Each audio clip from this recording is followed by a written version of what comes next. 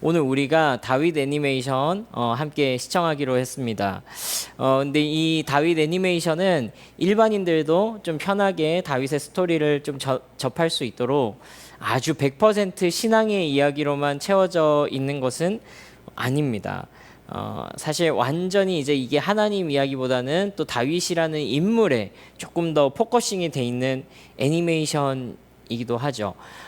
그래서 사실은 이 애니메이션 다윗은 100% 사실이라기보다도 뭐 이렇게 성경의 내용을 그대로 반복했다기보다도 좀 그 속에 이제 픽션도 있고 이렇게 상상력으로 이렇게 추가해낸 부분도 있고 그렇습니다. 뭐 예를 들자면 다윗의 어머니가 등장한다거나 뭐 그런 부분들이 이제 픽션이라고 할 수 있을 것입니다. 그런데 이제 우리가 기왕의 애니메이션을 보는 것, 이제 이걸 기회 삼아서 오늘부터 5주 동안 다윗의 전생애를 함께 좀 살펴보고 함께 은혜를 나누고자 합니다.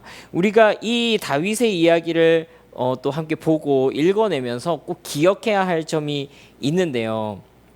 여러분들이 애니메이션을 보면서도 이 점을 꼭 기억하면 좋겠습니다. 우리가 표면적으로 성경의 스토리를 읽어내면 그것은 어떤 한 사람의 헌신적인 결단과 또 용기 그리고 헌신의 이야기로 단순하게 그렇게 보일 수가 있어요. 그런데 사실은 이것을 한 사람의 헌신과 결단 그냥 용기의 이야기로만 읽어보면 읽게 되면 생기는 문제가 있습니다. 그것은 무엇이냐면은 우리의 삶에 우리의 실제 삶에 큰 유익이 없을 수 있다는 거예요. 왜 그러냐면 우리의 삶은 용기 있을 때보다 용기 없을 때가 훨씬 더 많고요. 우리의 삶은 당당할 때보다는 비겁할 때가 많고 우리의 삶은 정면 돌파할 때보다는 두렵고 피하고 싶을 때가 많기 때문입니다. 그래서 이 다윗의 이야기에서 단순하게 이 다윗이 거룩한 고백을 하고 뭐 위대한 결단을 내렸다. 물론 사실입니다. 그러나 그 이면에 하나님께서 한 사람의 마음을 감동하시고 또 어떻게 하나님께서 이 한 사람을 성장시켜 가시는지의 이야기로 우리가 이것을 다시 볼 수 있다면 우리는 이 표면적인 이야기 속에서 사람의 위대함이 아니라 한 사람을 위대하게 하시는 이 하나님의 이야기로 이것을 읽어낼 수 있을 것이다 하는 겁니다. 그래서요, 여러분, 오늘 이 다윗의 이야기는 어떤 한 평범한 소년에게 하나님의 성령께서 충만히 임하셨을 때 이 다윗이 어떤 용기와 담대함을 가지고 세상과 맞서 싸우느냐 하는 그 이야기를 담고 있습니다. 사실 이것은 구약의 이야기죠. 그리고 우리는 구약 시대 가운데 이 성령 하나님께서 특별한 몇몇의 사람에게 임재하셔서 그 특별한 몇몇 사람을 통하여서 하나님의 백성 이스라엘을 인도하신다는 것을 볼 수 있었습니다. 그런데 이 구약 시대에는 특별한 사람만 맛볼 수 있었던 성령 하나님의 충만한 임재하심과 역사하심이 사실은 우리가 신약 시대를 살아가게 되면서 우리가 하나님의 은혜의 시대를 살아가게 되면서 모든 사람에게 예수를 믿는 모든 사람에게 성령 하나님을 주셨죠. 그러니까 우리가 이 이야기를 이런 식으로 읽어보는 겁니다. 구약 시대에 특별한 사람에게 임하셨던 그 성령 하나님, 그 성령 하나님의 일하심 속에서 다윗이 자기의 삶을 담대히 하나님께 드릴 수 있었다면 그 구약 시대에는 누구나 맛볼 수 없었던 영광스러운 성령 하나님의 임재가 지금 저와 여러분들 가운데 누려지고 있지 않습니까? 그러니까 그런 점에서 이것이 우리의 이야기가 될 수 있다는 거예요. 그런 점에서 이 다윗의 이야기는요, 다윗에게 임하셨던 성령 하나님께서 저와 여러분들 가운데 임하시고 또 그래서 그 성령 하나님으로 인하여서 우리도 소망하고 꿈꿀 수 있고 우리의 삶을 하나님께 드리고자 하는 그 열망으로 충만하여질 수 있다는 것입니다. 오늘 이 다윗 이야기를 통해서요, 성령 하나님께서 우리에게도 그와 같이 감동하시기를 바랍니다. 그래서 우리가 이 성령 하나님을 의지하여서 담대하게 용기 있게 세상에 나아갈 수 있는 그런 은혜를 주시기를 바랍니다. 이 다윗의 아버지의 이름은 이새인데요, 이 이새의 아들들은 7명이 있었습니다. 다윗은 막내였는데요, 어느 날 사무엘 선지자가 이 가족을 찾아왔습니다. 왜냐하면 하나님께서 사울 왕을 버리셨기 때문입니다. 그리고 하나님은 이 이새의 아들들 중에서 새로운 왕을 뽑으시겠다고 말씀하셨습니다. 이 이새에게 있었던 이 7 아들의 이야기, 그리고 그 이야기를 성경은 재미있게 표현하고 있는데요. 우리 이 말씀 함께 한번 읽어봅시다. 사무엘상 16장 10절 말씀입니다. 함께 읽습니다. 시작. 이새가 그의 아들 7을 다 사무엘 앞으로 지나가게 하나 사무엘이 이새에게 이르되 여호와께서 이들을 택하지 아니하셨느니라 하고, 이새에게 7 아들이 있었는데 그 7 아들을 다 사무엘에게 선보였다고 말합니다. 그러니까 이걸 이런 식으로 생각해 보자고요. 이새의 입장에서는 다 선보인 거예요. 왜냐하면 막내는 보여줄 필요가 없었거든요. 다윗이 바로 7번째 아들, 그러니까 막내였습니다. 이 7 아들을 다 보여줬다라고 말하지만 사실 다윗은 선보이지 않았죠. 그러니까 다윗의 처지가 어떠한 처지냐면은 너는 보여준 걸로 치자 하는 그런 처지였다는 거예요. 그냥 퉁치는 그런 취급밖에 받지 못하는 그런 아들이었다는 겁니다. 그럼 이때 다윗이 뭘 하고 있었냐? 밖에서 양치고 있었습니다. 이 다윗은 목동이었거든요. 목자였거든요. 이 당시 이스라엘의 최고 영적 지도자였던 사무엘, 어쩌면 마지막 사사라고도 불리는 이 사무엘이 지금 이새의 집을 찾아왔어요. 왕이라고도, 예전 같았으면 왕이라고 불렸을 그 사람이 바로 집에 찾아왔다는 말입니다. 그런데 그렇게 중요한 순간에 막내 다윗은 밖에 나가서 양치고 있었어야 했던 그런 처지였다는 겁니다. 형들과 부모님의 존중을 받지 못한 채 살아갔던 다윗입니다.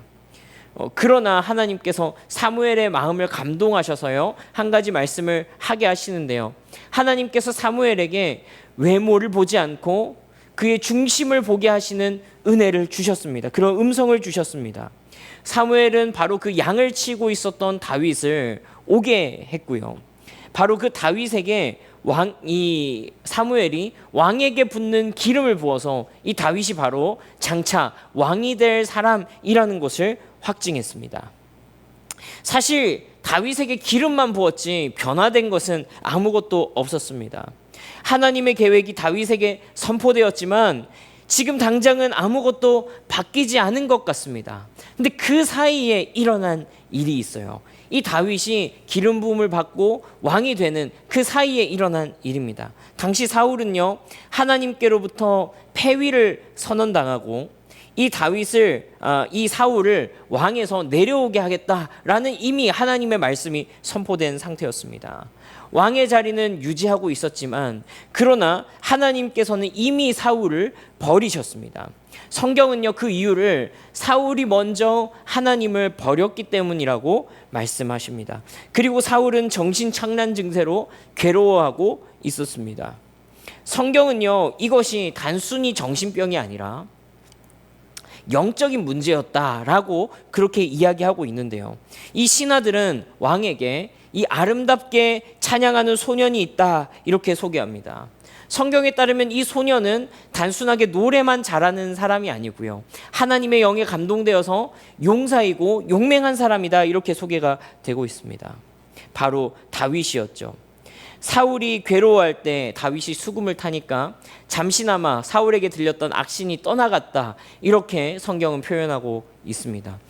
이 사울의 마음이 평안을 얻은 것이죠. 이 당시 다윗의 나이가 아마도 15세에서 17세 정도 됐을 것으로 추정합니다. 이 여전히 청소년이고요, 여전히 소년이었고요, 또 왕이 되려면 한참 시간이 남았습니다. 그리고 그 사이에 일어났던 또 다른 사건이 바로 우리가 너무나도 잘 알고 있는 다윗과 골리앗 사건입니다. 당시 이스라엘은 블레셋과 전쟁 중이었는데요, 이 이새는 다윗에게 심부름을 시킵니다. 바로 블레셋과의 전투 중에 있는 이 형들에게 먹을 것을 가져다 주라 하는 그런 심부름이었습니다. 다윗이 전쟁터에서 본 광경은 처참했습니다. 왜냐하면 골리앗이 하나님을 모욕하고 있었기 때문입니다. 그러나 아무도 제대로 나서서 용기를 내지 못했습니다. 왜냐하면 그 거대한 현실과 맞서 싸울 용기가 없었기 때문입니다. 실제로 골리앗의 키를 지금으로 환산하면요, 아마도 최소한 2m 이상이고 또 맥시멈 2m 90까지도 보는 그런 자료들이 있습니다.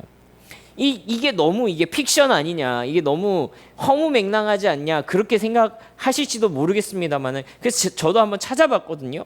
이제 우리가 기록된 이 사람으로서 키가 제일 큰 사람 누구냐 보니까 1940년대에 미국의 로버트 와들로라는 사람이 있었는데요. 이 사람의 키가 272cm였다. 그렇게 얘기를 합니다. 그러니까 완전히 이게 허무맹랑한 이야기는 아니라는 거예요.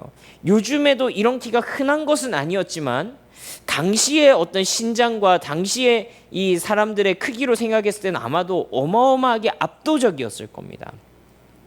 제가 몇 번 말씀드렸지 않습니까? 제가 중학생 때 공항에서 실제로 최홍만 씨를 마주친 적이 있었다 그랬잖아요. 진짜로 주먹이 제 얼굴만 하고요. 진짜 저거 한 대 맞으면은 야, 내가 진짜 빠르게 주님을 뵐 수 있겠구나, 그런 생각이 들 정도로 어마어마한 사이즈의 주먹이었습니다. 이 주먹만 큰 게 아니고요. 얼마나 이 보폭이 큰지 최홍만 씨는 그냥 걸어가는데 막 저는 뛰어갔어요. 저뿐만 아니라 거기서 이제 최홍만 씨 구경 온 모든 사람들이 다 뛰어갔습니다. 이게 키만 큰 것이 아니라 키와 함께 이것이 비례해가지고 덩치도 커지지 않습니까? 그러니까 이 전체적인 사이즈가 어마어마했다라는 것을 상상해 볼 수 있을 거예요. 아마도 골리앗의 키가 최홍만 씨보다 한 50cm는 더 컸을 거니까요. 그러니까 등치 자체도 만만치 않았을 거란 말이죠.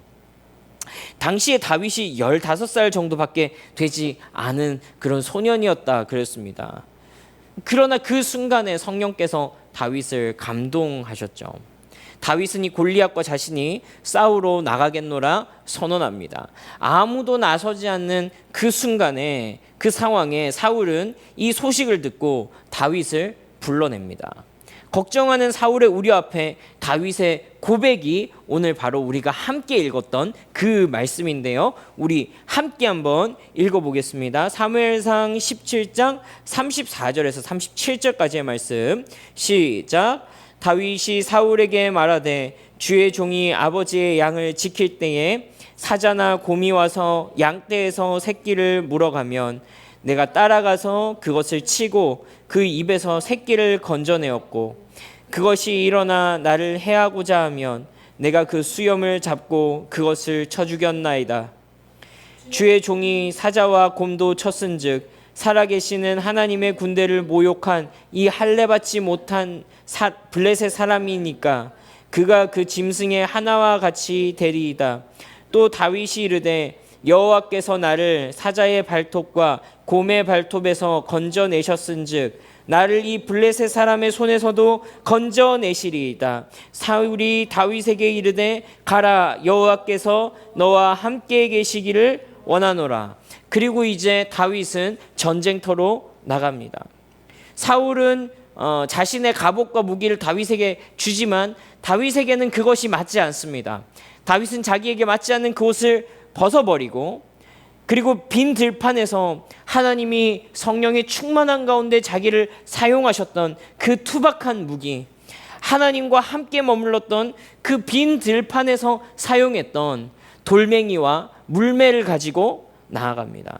그리고 이 유명한 말씀을 선포하고서 하나님을 조롱하고 있었던 이 골리앗에게 물매를 날리는 거죠. 우리 사무엘상 17장 45절에서 49절 말씀입니다. 시작. 다윗이 블레셋 사람에게 이르되 너는 칼과 창과 단창으로 내게 나아오거니와 나는 만군의 여호와의 이름 곧 네가 모욕하는 이스라엘 군대의 하나님의 이름으로 너에게 나아가노라. 여호와께서 너를 내 손에 넘기시리니 내가 너를 쳐서 네 목을 베고 블레셋 군대의 시체를 오늘 공중의 새와 땅의 들짐승에게 주어 온 땅으로 이스라엘에 하나님이 계신 줄 알게 하겠고, 또 여호와의 구원하심이 칼과 창에 있지 아니함을 이 무리에게 알게 하리라. 전쟁은 여호와께 속한 것인즉 그가 너희를 우리 손에 넘기시리라. 블레셋 사람이 일어나 다윗에게로 마주 가까이 올 때에 다윗이 블레셋 사람을 향하여 빨리 달리며 손을 주머니에 넣어 돌을 가지고 물매로 던져 블레셋 사람의 이마를 치매 돌이 그의 이마에 박히니 땅에 엎드러지니라. 사실 다윗이 이 물매를 가지고 이 골리앗에게 나아갔을 때 골리앗은 사실 다윗을 비웃습니다. 네가 막대기를 가지고 내게 나오느냐? 네가 나를 개로 생각하느냐? 네가 아직 정신을 못 차렸구나 조롱합니다. 근데 이 물매를요 간단하게 볼 것은 아닙니다. 우리 함께 영상을 보겠습니다. A weapon so powerful it could match the force of a modern firearm, and throw it. The string gives leverage to your throw, allowing you to throw small stones far faster and farther. I aim just with my eyes and throw exactly where I was looking. And then came the power. Trained for a couple of weeks. Power, penetration, and pure carnage against ballistics gel. We can use some simple math to calculate the energy this weapon has. That shot obliterated the left side of his face. It blew open the side of his head, so he would have definitely been dead. Well, I think he would be dead. His entire face and skull is completely blown apart. The sling is a seriously deadly weapon. 네, 여러분들 보신 것처럼 사실 다들 놀라셨죠, 그렇죠? 이 물매의 위력은 어마어마합니다. 영상에서 얘기하는 것처럼 현대 화기의 어떤 그 능력과 맞먹는다. 근데 보시면은 웬만한 총보다 훨씬 더 강력하지 않습니까? 이거 맞으면은 그냥 두개골이 아작이 나버리는 겁니다. 근데 아무리 이 물매가 강하다고 할지라도 사실 이것 자체가 쉬운 일은 아니었죠. 그런데 하나님께서 이것을 사용하셨습니다. 돌은 정확하게 이 골리앗의 이마에 박혔고요. 또 다윗은 이 골리앗에게 다가가서 쓰러진 이 골리앗을 밟고 칼을 뽑아서 골리앗의 목을 잘랐습니다. 그리고 이것으로부터 이스라엘의 승리가 시작됩니다. 이것이 오늘 하나님께서 다윗의 10대 시절 고작 15에서 17살밖에 되지 않은 이 청소년을 성령으로 충만하게 하시고 사용하신 이야기입니다. 여러분, 이것이 오늘 우리가 함께 살펴본 다윗이라는 인물의 표면적인 이야기입니다. 여러분, 오늘 우리가 서두에 이야기한 것처럼요, 다윗은 하나님의 성령에 감동된 사람이었습니다. 이 성령 하나님은 오늘 저와 여러분에게 함께 하시는 성령님이기도 합니다. 그래서요, 이 다윗의 이야기를 표면으로만 보면 이것이 그 어린 다윗이 어떻게 그런 결단을 했을까? 그 핏덩이 같은 게 어떻게 그런 기특한 생각을 했을까 싶지만 사실은 이 이면에 성령 충만한 다윗에게 이 하나님께서 하나님의 영에 감동된 다윗을 통해서 어떤 일을 하고 계시는지를 보게 되면 그것이 역시 우리의 이야기가 될 수 있다는 것이죠. 그래서 우리는 오늘 이 다윗을 통해서요, 성령 충만한 사람의 특징을 우리로 하여금 보여주시고 또 우리로 하여금 하나님의 영에 감동되는 것을 사모하게 하시는 그 하나님의 부르신 가운데 응답하고자 합니다. 그래서 오늘 우리가 이 다윗을 통해서요, 성령에 감동된 사람의 특징을 함께 살펴보고요, 그 은혜를 우리도 사모하면 좋겠는데요. 우리 오늘 다윗의 이야기를 통해서 발견하게 되는 성령에 감동된 사람의 첫 번째 특징은 이것입니다. 첫 번째, 종교심이 아니라 하나님을 향한 사랑을 주십니다. 종교심이 아니라 하나님을 향한 사랑을 주십니다. 우리 따라합시다. 하나님의 사랑. 네, 다시요. 하나님을 향한 사랑. 하나님께서 감동하신 사람의 첫 번째 특징은요, 종교심이 아니고 하나님 사랑하는 마음을 주신다는 겁니다. 사실 종교라는 것이 꼭 신 앞에 서는 것만을 이야기하지 않습니다. 우리가 종교라고 할 때 그것은 사실은 실제로 신 앞에 선다기보다도 그 종교적인 행위를 통해서 사람들 앞에 서는 경우가 훨씬 더 많습니다. 이 종교라는 것은요, 사실 신 앞에서 하나님 앞에서 내 모습도 중요하지만 많은 경우에 보십시오. 인간 종교의 특징은 다른 사람 앞에 내가 얼마나 종교적인지를 어필하는 겁니다. 그래서 종교적인 사람은요, 하나님 앞에 내가 어떤 존재인가 보다도 그 종교 공동체 안에서 내가 어떤 지위를 차지할 것인가, 그 종교 공동체 안에서 내가 얼마나 괜찮은 사람으로 여겨질 것인가에 더 관심을 가지게 되더라 하는 거예요. 쉽게 말하자면 이것이 바로 보이기 위한 신앙생활입니다. 다시 말하자면 우리가 멀쩡히 교회를 다니면서도 똑같이 예배를 드리면서도 어떤 사람에게는 그것이 종교행위고 어떤 사람에게는 하나님을 사랑하는 행위일 수 있다는 거예요. 어떤 사람 똑같이 찬양하면서도 어떤 사람에게는 그것은 종교행위고 어떤 사람에게는 하나님과의 교통함이 있는 그런 신앙생활이라는 겁니다. 그러나 다윗에게 성령께서 그 어린 시절부터 그를 감동하셔서 만들어내신 독특한 헌신이 있어요. 그건 뭐냐면 아무도 보지 않는 그 자리에서 하나님과 사랑했던 그 시간이 다윗에게 있었다는 거예요.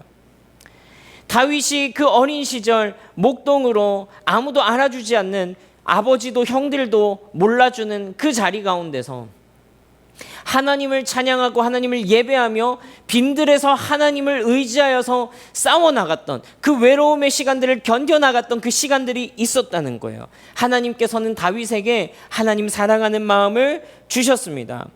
다윗은 그 빈 들판에서 하나님을 찬양했을 뿐만 아니라 하나님께서 자기에게 맡겨주셨던 그 소박한 일 가운데 자기의 생명을 걸 수 있었어요. 여러분, 우리가 아까 전에 다윗이 고백했던 그 고백의 말씀을 함께 읽으면서 확인했지 않습니까? 고작 15살, 16살 밖에 되지 않는 이 소년이 뭐라고 말합니까? 나는 이미 들판에서 사자와도 싸워봤고 곰과도 싸워봤습니다. 근데 거기에서 이어지는 고백이 뭐예요? 그때도 나를 지키신 하나님 계셨습니다. 그때도 나를 보호하여 주신 하나님이 있었습니다. 여러분, 이 말 속에서는 무엇이 느껴져요? 두려움이 있었다 없었다? 있었다는 거예요. 두려움을 느꼈지만, 나보다 강한 존재가 있었지만, 그때도 무서운 존재였지만 하나님 함께 하심으로 그 순간 내가 넘어갈 수 있었습니다. 하나님 함께 하심으로, 나를 지키심으로 그것들을 내가 이겨낼 수 있었습니다 라는 고백을 하고 있는 거잖아요. 다윗이 믿는 하나님은요, 종교적인 형식이나 어떤 외형이 아니라 하나님을 사랑하는 그 자체의 마음, 하나님의 사랑에 헌신되어 있는 그 마음을 하나님께서 다윗에게 이미 주셨던 것이죠. 하나님께서 우리에게도 오늘 이 동일한 마음 주시기를 바랍니다. 우리에게도 이 순수하고 순전한 사랑을 주시기를 바랍니다. 여러분, 그러기 위해서는요, 우리가 하나님과 독대하는 시간을 소중히 생각해야 됩니다. 우리가 우리의 일상 가운데서 하나님을 찾는 연습을 해야 합니다. 다윗에게 임하셨던 성령 하나님, 그 성령의 충만한 가운데서 올바른 결정, 담대한 결정을 내릴 수 있었던 것은 그 순간에 특별한 하나님의 영이 임해서가 아니라 원래부터 그 하나님과 동행하던 다윗 가운데 하나님께서 너무나도 당연하게 부어주셨던 하나님의 용기요, 하나님의 능력이었다는 것입니다. 하나님을 일상 가운데서 사랑하는 것, 하나님을 일상 가운데서 존중하는 것, 일상 가운데서 그분과 동행하는 것, 그것이 우리 가운데 필요할 줄로 믿습니다. 그래서 여러분, 우리가 소망합시다. 우리의 일상 가운데서 순간순간 하나님과 찾고 하나님과 함께하는 그 시간을 내가 소중하게 생각하겠습니다. 하나님 아버지, 내가 그 자리 가운데서 주님께 헌신되겠습니다 하는 것입니다. 이 사랑으로부터 모든 것이 시작된다는 것을 우리가 기억하면 좋겠습니다. 여러분, 그래서 두 번째, 하나님의 성령에 감동된 사람은요, 하나님의 영광을 향한 열망이 있습니다. 우리 함께 따라합시다. 하나님의 영광, 하나님의 영광. 우리 한 번 더 따라합니다. 하나님의 영광, 하나님의 영광. 성령께서 다윗에게 임하셨을 때 다윗이 품게 된 두 번째 마음은요, 하나님의 영광을 향한 열망입니다. 다윗은 하나님의 영광이 땅에 떨어진 것을 보고 참을 수가 없었습니다. 그리고 하나님을 위해서 자신을 드리고자 하는 그 단순한 마음이 있었어요. 그리고 그 일에 자신을 사용하시기를 요청했습니다. 대단한 능력이 있어서 그런 것이 아닙니다. 성령님과 함께 들판에서 함께 있었던 그 일상을 기억하기 때문입니다. 하나님이 그곳에서 자신을 사용하셨다면 전쟁터에서도 사용하셨을 것이기 때문입니다. 여러분, 우리에게는 이 하나님의 영광을 향한 이 단순한 열정, 단순한 열망, 단순한 용기가 필요합니다. 여러분, 우리가 누군가에게 이 물맷돌을 던질 일은 없죠. 너무 잔인한 일이지 않습니까? 그런데 물매를 던지는 심정으로 세상에 나아가야 할 때가 분명히 우리의 삶에도 있지 않습니까? 그것은 어떤 사람이 아니라 상황일 수도 있습니다. 또 때로는 이것이 누군가에게 복음을 전하는 것일 수도 있습니다. 여러분 이 말씀을 이해하시겠습니까? 때로는 이 물매를 던진다는 것이, 이 용기를 내어서 일어난다는 것이 때로는 꼭 누군가를 공격하는 것이 아닐 수도 있다는 거예요. 어떨 때는 내가 하나님의 영광을 위해서 용기를 내어서 누군가를 용서해야 될 때도 있습니다. 어떨 때는 내가 하나님의 영광을 위하여서 누군가를 참아야 할 때도 있습니다. 여러분, 성령에 충만하다는 것이 무엇입니까? 내가 일어나야 할 때 일어날 수 있고 내가 참아야 할 때 참을 수 있는 것, 그것이 성령의 충만함을 입은 것 아니겠습니까? 근데 여러분, 우리는 보통 어떻게 해요? 보통 어떻게 합니까? 우리가 일어나야 할 때는, 그때는 우리가 잘 참습니다. 너무 잘 참아요. 용기를 내야 할 때는 숨어 있고요. 또 용기를 내어서 누군가를 용서해야 할 때는 그때는 또 일어나가지고 막 해댑니다. 주님, 때로는 우리가 용서해야 될 때, 때로는 누군가를 참아야 할 때도 우리에게 용기가 필요하지 않습니까? 때로는 우리가 하나님의 영광이 땅에 떨어진 것을 보고서 분연히 일어나야 할 때도 있지 않습니까? 여러분, 이것이 성령 충만한 다윗의 모습이었다라는 거예요. 그리고 여러분, 이것이 꼭 무슨 사람 골리앗에게 물매를 던지는 것은 아닐지언정 하나님의 영광을 무너뜨리려 하는 사탄의 머리를 향하여서 던지는 물맷돌이 될 것이란 말입니다. 여러분들이 하나님께 드리는 그 작은 용기가, 여러분들이 하나님께 결단하는 그 작은 결심이 사탄을 향하여서 하나님의 영광을 대적하여서 높아진 그것을 향하여서 던지는 물매가 될 수 있다는 말이죠. 여러분, 그래서 세 번째로 하나님께서 주신 성령으로 말미암아 다윗은요, 은혜의 사람이 되었습니다. 우리 함께 따라합시다. 하나님의 은혜. 은혜. 하나님의 은혜. 하나님의 은혜. 하나님의 성령에 감동되었던 다윗은요, 은혜의 사람이었습니다. 이 은혜는요, 자신에게만 머물지 않습니다. 그리고 다른 사람에게 흘러갑니다. 사울이 정신병에 걸렸을 때 다윗의 찬양이 이 사울을 회복했었던 것 여러분 기억하실 겁니다. 그리고 전쟁터에서 많은 사람의 마음이 두려움으로 병들었을 때 이 다윗의 담대한 선포는 많은 사람들의 심령 가운데 용기를 북돋아 줬을 것입니다. 이 두려움이라는 병을 치료하셨습니다. 하나님께서는 이 다윗을 감동하셔서 무너져 있는 사람들의 마음, 은혜를 잊어버린 사람들의 마음, 하나님을 잃어버린 사람들의 마음 가운데 하나님을 되돌려주는 그런 역할을 하신 겁니다. 단순히 다윗이 골리앗을 무너뜨렸다, 단순히 다윗이 사울을 회복시켰다, 그것이 아니고 하나님께서 다윗을 통하여서 다른 이들에게 하나님의 은혜가, 하나님의 영광이, 하나님의 존재하심이, 그분의 위대하심이 다시 각인되도록 했다라는 것입니다. 하나님의 이름으로 마땅히 나아가지 못하는 무너진 마음들을 다윗을 통하여 하나님께서 일으키신 것이죠. 여러분, 저는 우리 가운데서 이런 일들을 많이 보게 됩니다. 여러분, 우리의 이 나눔의 시간 가운데 이런 것들을 보지 않습니까? 우리의 나눔의 시간 가운데 이런 일들이 실제로 일어나지 않습니까? 여러분, 우리가 믿음으로 살았던 그 순간들, 내 힘으로는 절대 할 수 없었을 것 같은 그 순간 가운데 우리에게 주시는 그 순종들, 우리가 어렵지만 그 가운데서 하나님의 말씀 가운데 용기를 내어서 나아갔던 것들, 그런 것들 나눴을 때 우리 안에 어떤 일이 일어났죠? 눈물을 흘리고 함께 기뻐하고 함께 감동하고, 그것이 나에게만 일어난 하나님의 일이 아니라 우리 가운데 역사하시는 하나님의 일하심이 되어서 옆에 있는 사람들의 마음을 일으키시는 것을 우리가 보게 되지 않습니까? 여러분, 그렇죠. 이 이야기들은 우리의 실망했던 우리의 마음 가운데 용기를 회복시켜 줍니다. 담대함을 회복시킵니다. 다시 일으켜지는 그런 은혜가 있죠. 감동이 되죠. 여러분, 이것이 이미 성령 하나님께서 우리 가운데서 일하고 계시다는 증거 아닙니까? 그렇죠? 다윗에게 일어났던 그 일이 지금도 그 성령 하나님의 동일한 역사하심 속에서 우리 공동체 가운데, 우리의 속사람 가운데 이미 일어나고 있는 것입니다. 여러분, 말씀을 맺으면서요, 사실 우리가 이 다윗의 모습을 통해서 진짜로 보게 되는 한 분이 계십니다. 바로 예수님입니다. 여러분, 우리는 이 모든 모습을 예수 그리스도 안에서 보게 되죠.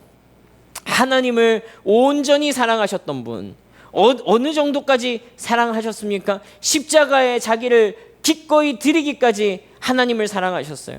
여러분, 예수님께서 십자가를 지신 거 단순하게 하나님께서 우리를 사랑하셔서, 예수님이 나를 사랑하셔서 여기로 가장 먼저 생각하지만 아닙니다. 예수님의 첫 번째 사랑의 대상은 하나님이셨습니다. 그리고 그분은 하나님을 사랑하셔서 하나님께 순종함으로 하나님께서 사랑하시는 우리를 위해 십자가에 못 박히신 것입니다. 그리고 여러분, 예수님 어떠셨습니까? 하나님의 영광에 대한 열정으로 이길 수 없는 적, 사망이란 적, 사탄 마귀의 권세를 깨 부수셨죠. 무엇으로? 십자가라는 그 투박한 무기로 깨 부수셨습니다. 그리고 그 십자가의 은혜로 우리에게 말할 수 없는 은혜를 나누어 주시고, 이 멀고 먼 세대 가운데, 이 멀리 떨어진 우리 가운데 하나님의 은혜를, 예수 그리스도의 은혜를 새겨주시고, 우리가 다시 하나님 없던 인생에서 하나님을 소유한 인생으로 살아가게 해주셨습니다. 예수님은 이 땅에 오셔서 하나님의 사랑을 가르치셨고, 또 우리가 이길 수 없었던 그 사망 권세 앞에 십자가라는 이 아주 투박하고 원초적인 무기, 세상 사람들이 비웃고 세상 사람들이 미련하다라고 하는 바로 그 무기, 십자가라는 무기를 가지고 싸우셨습니다. 그리고 그 은혜를 누릴 때 우리의 마음은 다시금 예수 그리스도의 제자로 살아갈 용기를 얻게 됩니다. 여러분, 바로 이 성령 하나님, 이 성령 하나님께서 오늘 저와 여러분들 가운데 함께 계십니다. 이 성령 하나님은 다윗의 마음을 감동하셨던 성령 하나님일 뿐만 아니라 예수님과 함께 하셨던 성령 하나님이십니다. 예수님께서는요, 그래서 부활하신 이후에 마치 분연히 일어나야 하나 일어나지 못했던 이스라엘 백성들처럼, 아니 그것보다도 더 처참하게 예수님과 함께 3년이라는 시간을 보냈으나 그 예수님의 가장 절체절명의 순간에 아무것도 할 수 없었던, 무능력했던 이 제자들에게 부활하신 예수님이 찾아가셔가지고 처음 말씀하시는 이 말씀과 격려가 바로 이것인 겁니다. 요한복음 20장 22절 말씀 함께 읽어보겠습니다. 시작. 이 말씀을 하시고 그들을 향하사 숨을 내쉬며 이르시되 성령을 받으라. 어쩌면 너무나도 투박해서 그런 무기를 가지고는 세상을 이길 수 없을 거라고 말할지 모릅니다. 그러나 여러분, 우리는 이 성령 하나님을 예수님으로부터 다시 돌려받고서 바로 그 투박한 무기를 가지고 다시 세상으로 나아갑니다. 그것은 바로 복음입니다. 성령의 충만함 속에서 이 복음이라는 무기로 여러분들 무장하십시오. 그것이, 이 복음이 우리 안에 하나님의 사랑을 일깨워 줄 것입니다. 이 복음이 우리로 하여금 하나님의 영광에 대한 소망을 다시 회복시켜 줄 겁니다. 하나님의 영광을 쫓아가는 열정을 회복시킬 것입니다. 그리고 그 성령의 충만한 가운데서 이 복음의 은혜가 여러분들을 통하여서 흘러가는 역사를 보게 될 것입니다. 골리앗은 물매를 들고 뛰어오는 다윗을 비웃었습니다. 그러나 여러분, 우리가 확인한 것처럼, 우리가 다 놀랐던 것처럼 여러분들 물매의 위력을 보고 다들 깜짝 놀라셨잖아요. 제대로 쓰기만 하면 이것은 두개골을 박살내는 어마어마한 무기인 것입니다. 이것이 우리 손에 쥐어진 복음입니다. 이것은 세상 사람들 보기에는 허접해 보이고 아무런 능력도 없는 것 같아 보이지만, 성령의 충만한 사람의 손에 붙들리면 이것은 사탄의 머리를 부수는 강력한 하나님의 도구가 되는 것입니다. 이것이 복음입니다. 성령 하나님의 도우심 아래에서 우리의 삶을 통해 이 놀라운 다윗의 이야기가 계속되기를 주님의 이름으로 축복합니다. 그래서 오늘 우리가 이 말씀을 기억하면서 함께 기도하기를 원하는데요, 여러분, 우리가 이것을 기억하면서 성령의 충만을 구합시다. 다윗에게 역사하셨던 성령 하나님, 예수님을 붙잡으셨던 그 성령 하나님, 그 동일한 성령 하나님께서 오늘 나를 붙잡으셔서 이 성령의 충만함 가운데 주님 내 속에 하나님을 향한 사랑을 회복시켜 주십시오. 내 일상 가운데서 하나님을 사랑하고 그분의 사랑 가운데 나를 드릴 수 있게 해주십시오. 아무도 알아주지 않는 그 들판 가운데서 하나님을 예배하고 하나님을 향해서 기도하고 자신에게 맡겨준 그 작은 일 가운데 자기를 헌신하였던 그 다윗을 기억하고 성령 하나님께 그 하나님을 향한 사랑을 구합시다. 그리고 하나님의 영광을 향한 열정을 구합시다. 하나님의 영광이 땅에 떨어졌는데 아무것도 하지 못하고 뒤로 물러나 있는 우리의 인생이 아니라 하나님의 영광이 땅에 떨어져 있을 때 하나님 아버지, 내가 일어나야 한다면 분연히 일어서게 하시고, 참아야 한다면 참게 하시고, 용서해야 한다면 용서하게 하시고, 주님, 그것이 우리가 복음으로 사탄에게 던지는 물매가 되게 하셔서 하나님 아버지, 복음의 능력으로 세상을 이기게 하여 주시옵소서. 마지막으로 하나님 아버지, 그 성령의 충만함 가운데서 우리의 삶을 통하여 이 은혜가 세상 가운데 흘러가게 하여 주시옵소서. 나의 가장 가까운 데로부터 이 복음을 알지 못하고 이 복음의 바깥쪽 변두리 가운데 있는 자들에게까지 하나님 아버지, 이 복음의 은혜가 흘러가서 주님, 이 놀라운 은혜가 하나님 없던 인생들 가운데 하나님을 되돌려주는 은혜, 하나님 없던 인생들 가운데 하나님을 향한 사랑을 일깨워주는 은혜, 하나님의 영광에 대한 지각이 없던 이들에게 하나님의 영광에 대한 감각을 회복시켜주는 그 은혜로 세상 가운데 흘러가게 해주십시오. 그런 나와 또 우리 오아시스가 교회가 되게 해주십시오 하고 우리 함께 찬양하시고 함께 기도하시겠습니다.